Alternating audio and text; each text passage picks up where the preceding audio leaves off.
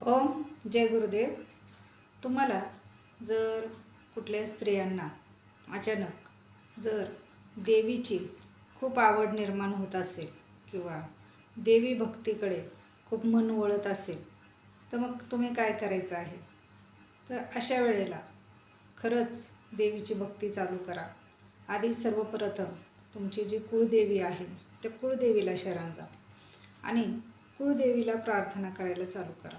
आणि खूप लोकांना आजकाल काय होते असं, म्हणजे खूप स्त्रियांना आहे ना याच्यामध्ये आजकाल देवीची भक्ती खूप आवडती आहे आणि त्याच्यामुळं बऱ्याच जणांना वारं पण येतं आणि वारं आता खूप जणांना वारं येण्याचा प्रकार चालू झालेला आहे.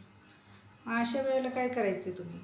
जर कोणाला जर देवीची आवड निर्माण होती, गाणी ऐकायला येत आहेत, तर कुणाचे तरी गाणी चालू आहेत, काहीतरी कार्यक्रम चालू आहे, त्यावेळेला असं तुम्हाला जावंसं वाटतं आणि ते गाणी ऐकावीशी वाटत असतील किंवा खूप असं देवीबद्दल खूप अशी ओढ निर्माण होत असेल, आवड निर्माण होत असेल, अशा वेळेला तुम्ही काय करायचं आहे?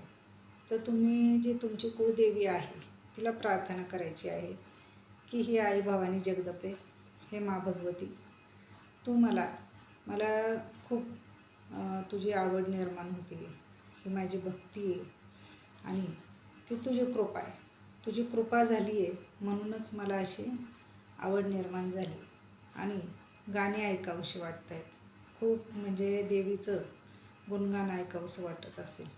तर मग अशा वेळेला तुम्ही एक करायचं आहे, कुठेही न जास्त लगेच न फिरता न भरकटता शांतपणे कुळदेवीला घरातच प्रार्थना करायची आहे किंवा कोणी तुमच्या घरात मोठे असतील त्यांनाही सांगायचं आहे आणि तुम्ही घरातच आईची भक्ती चालू करायची आहे. भक्ती म्हणजे देवीचा धावा चालू करायचा आहे की आईला दररोज प्रार्थना करायची, हे आई भवानी जगदंबे, हे मातेश्वरी, तुझं जे काय असेल, तुझी काय माझ्यावर कृपा होत आहे ती कृपा जी तू करतेस आत्ता, मला जी तुझी ओढ निर्माण झाली आहे त्याच्याबद्दल तुझी कृपा अजून माझ्यावर होऊ दे आणि तू मला काहीतरी दृष्टांत दाखव आणि तू तुझा मला काहीतरी संकेत दे, असं बोलल्याच्या नंतर तुम्ही दररोज आईला प्रार्थना करायची आहे, आईलाच बोलायचं आहे आणि मग नंतर तुम्हाला काय म्हणजे असं काहीतरी तुम्हाला स्वप्न पडेल किंवा आई काहीतरी कुठल्या तरी मार्गातनं तुम्हाला काहीतरी संकेत देईल किंवा कोणीतरी देवाचं करणारे किंवा देवी भक्ती करणारे असं किंवा कोणीतरी साधू संत असे त्यांच्या मुखातून काहीतरी असे शब्द येतील की तुम्हाला ते संकेत भेटतील. त्याच्यावरनं तुम्ही ओळखायचं की आईचं आपल्या डोक्यावर हात आहे आणि स्वतः हे एवढं करण्यापेक्षा तुम्हाला स्वतः स्वप्न पडेल किंवा आई स्वतः तुम्हाला काहीतरी कळेल असे संकेत दाखवणार.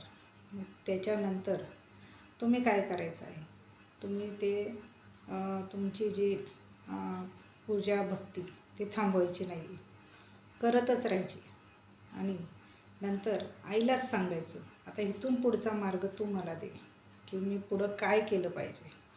हे असं करत राहिले की तुम्हाला पुढचा मार्ग पण भेटेल आणि योग्य मार्ग भेटेल.